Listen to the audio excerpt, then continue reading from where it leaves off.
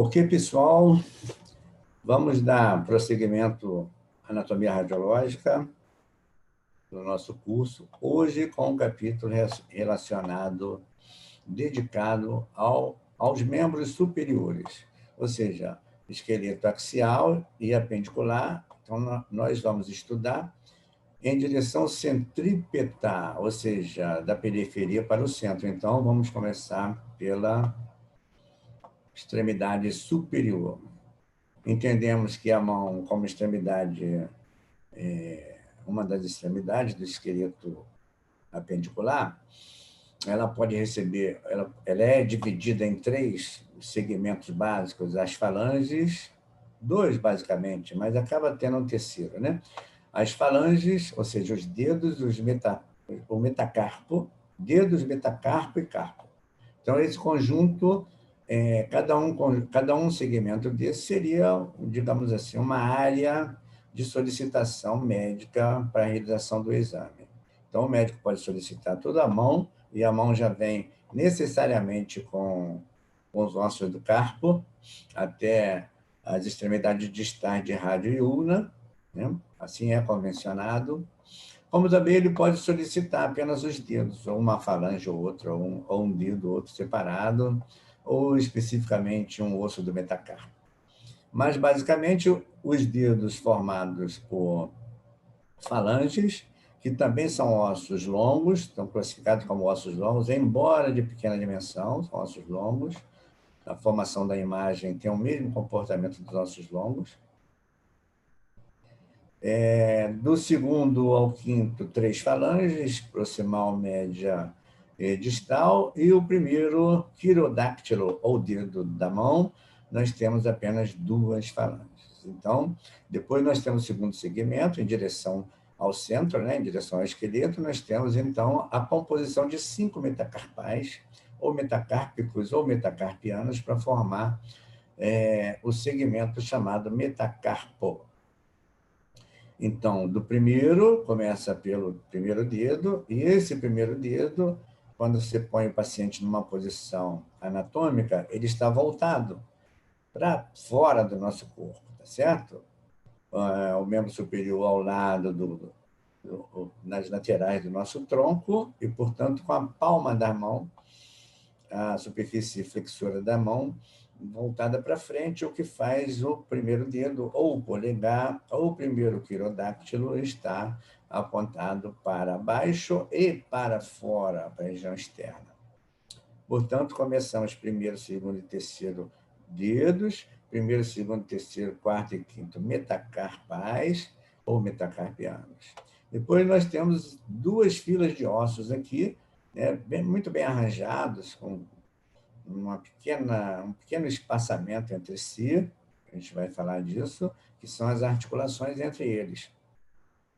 Primeiro, as articulações entre a base de todos os metacarpais com as margens distais desses ossos chatos aqui, são exemplos de ossos chatos aqui do carpo, tá bom? A segunda fila. E a primeira é aquela que está mais próxima, que está proximal em relação ao esqueleto axial. Portanto, a primeira nós temos, contando também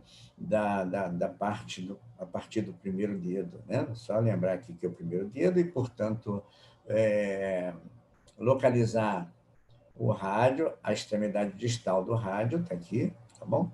E aí você encontra o local de onde você parte a contagem. Então, do primeiro dedo, escafoide, semilunar, um piramidal aqui e um psiforme aqui, tá?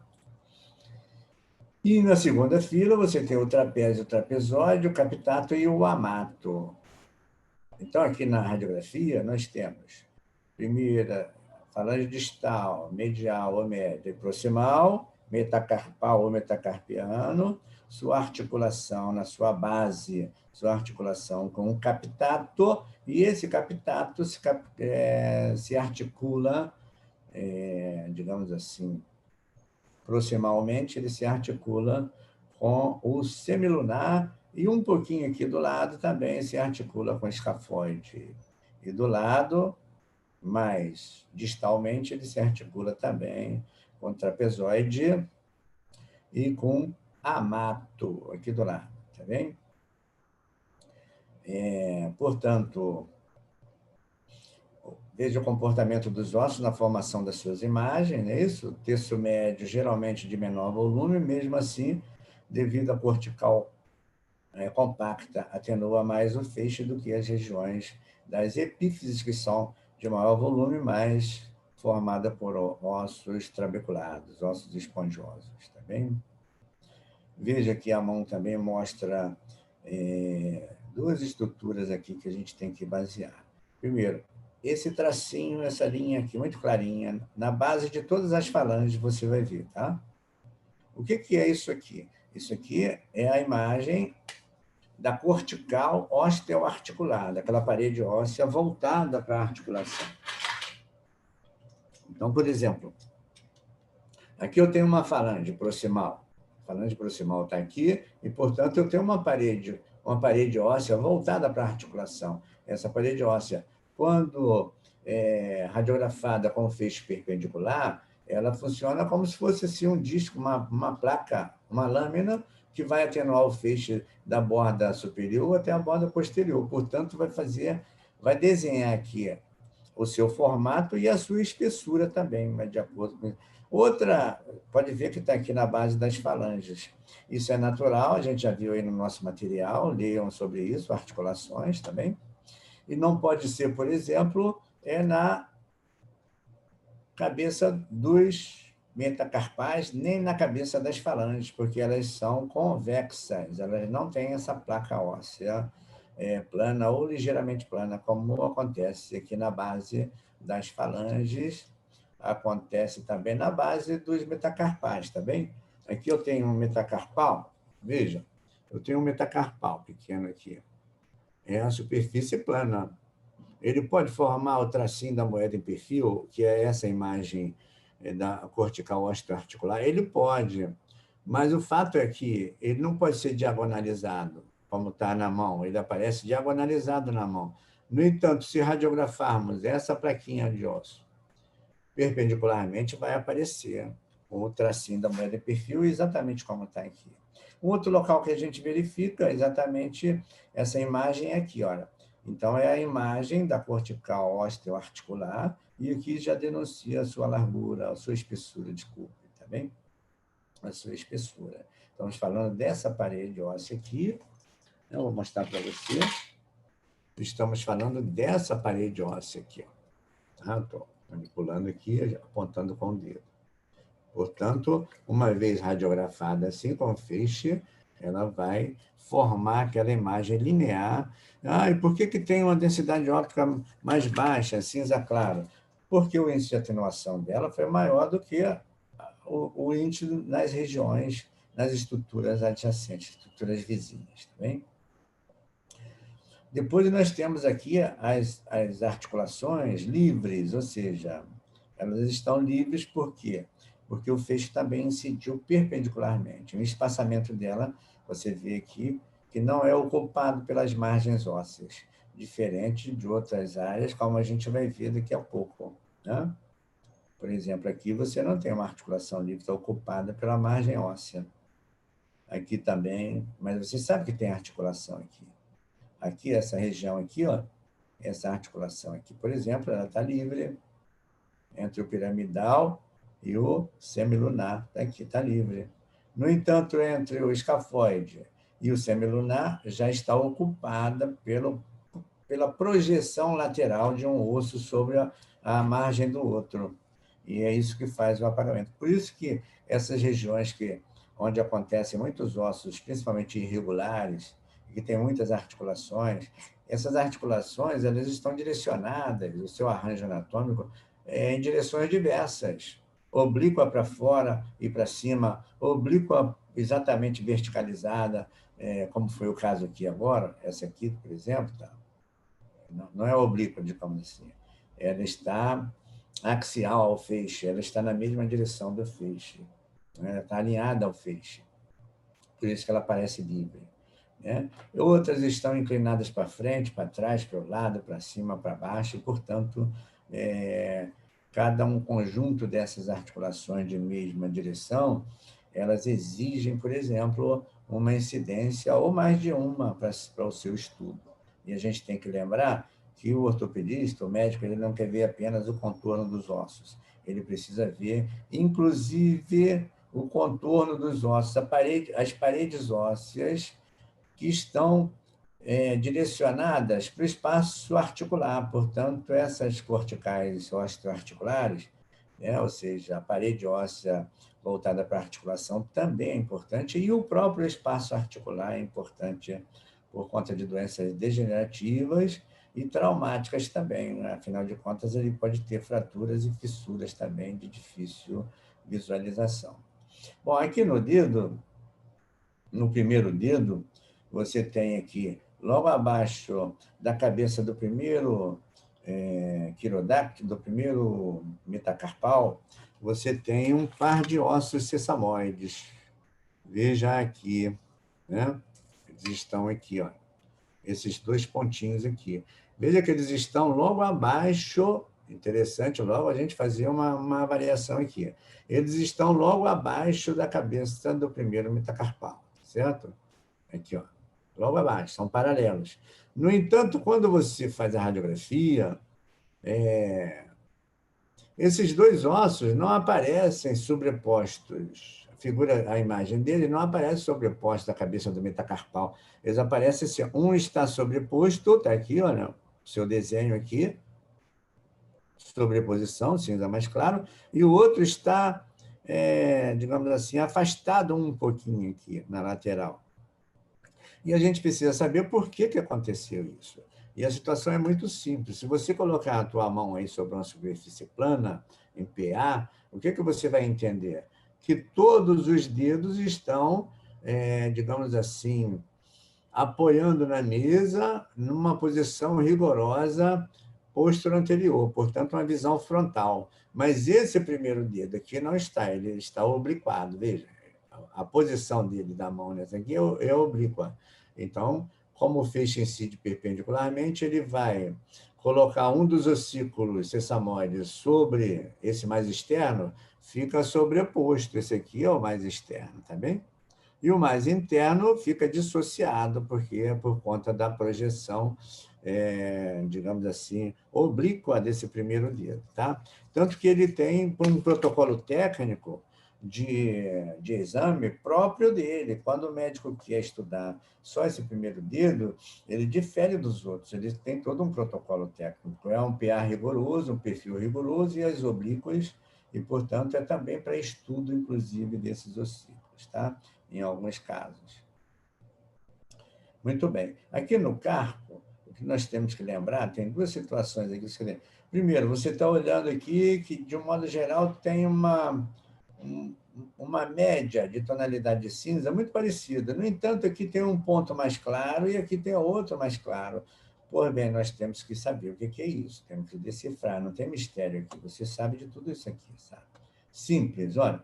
O que faz, por exemplo, quando você trata do mesmo tecido, no caso aqui, tecido ósseo, e que você tem, nessas imagens, uma alteração da densidade óptica para escuro, para mais escuro do que a média, ou para mais claro do que a média, você tem que saber o que aconteceu e vai por parte. Por exemplo, se é mais claro do que a média de cinza, é porque nesse local aqui, nesse ponto anatômico, o feixe foi mais atenuado, portanto, a densidade óptica baixou. A mesma coisa aconteceu aqui, está mais claro, porque o feixe foi mais atenuado. E aí você vai encontrar o porquê. Anatomicamente, é muito simples.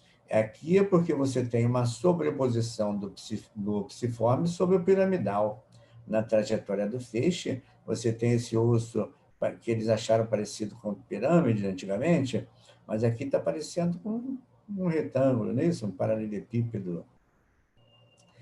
E, em cima dele, sobrepondo a ele, você tem uma imagem de um osso circular, parecendo uma geminha de ovo. Aqui, ó, parece uma geminha de ovo em cima.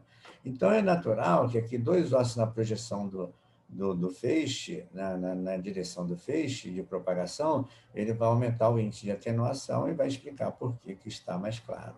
E aqui embaixo?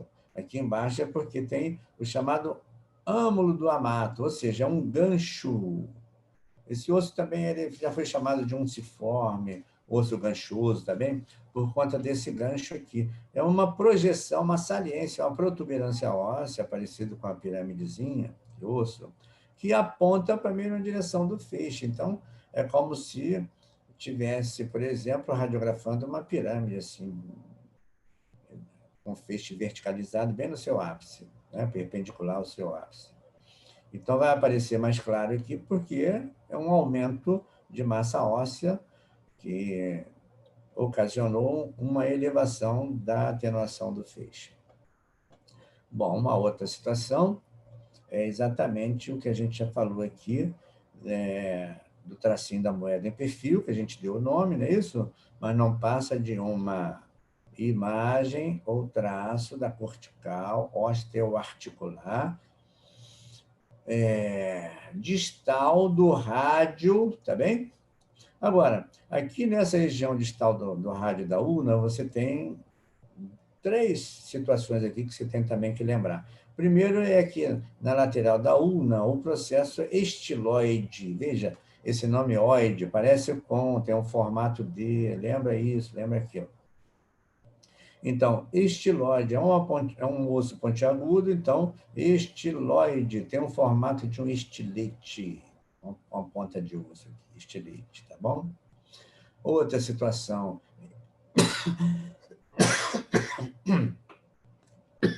desculpem, é aqui, ou seja, aqui tem uma articulação sintesmótica, uma articulação de movimentos de deslize, movimentos limitados.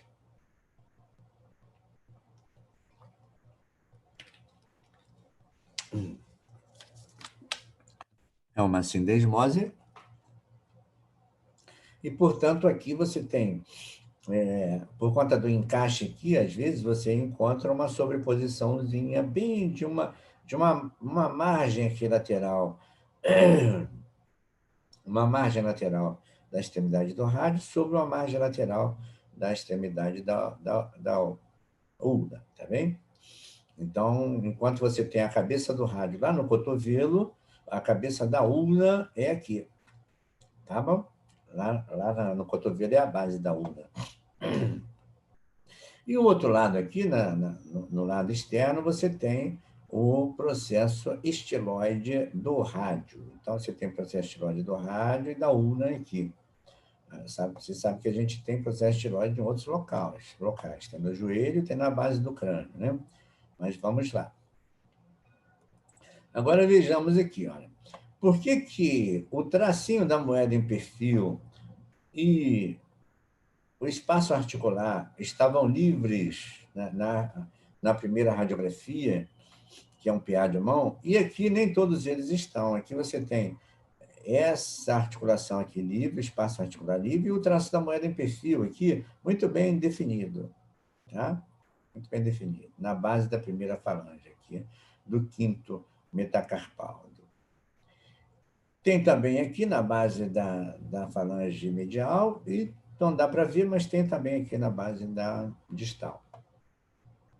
Aqui, por exemplo, você tem, já está com dificuldade, mas ainda você consegue ver aqui, ó, a articulação livre, linha articular livre, e o tracinho da moeda em perfil, correspondendo à cortical osteoarticular da base da primeira falange. No entanto, aqui você já não vê as duas coisas, aqui também não, aqui também não, também não, aqui praticamente quase não, meio apagado, aqui não, aqui não, aqui não, e aqui não também, aqui não. Por que aqui não? Quando, na verdade, aqui dá para ver tudo, aqui, ó, dá para ver em todos eles. O que aconteceu? Aconteceu que você modificou a posição, você inclinou lateralmente a mão. Você elevou essa região aqui interna, está elevada em relação ao receptor de imagem, e essa aqui está mais próxima do receptor de imagem e, de repente, até sobre o receptor de imagem. De qualquer modo, essa aqui continua obedecendo o plano da mesa ou do receptor de imagem, do cassete, tá certo?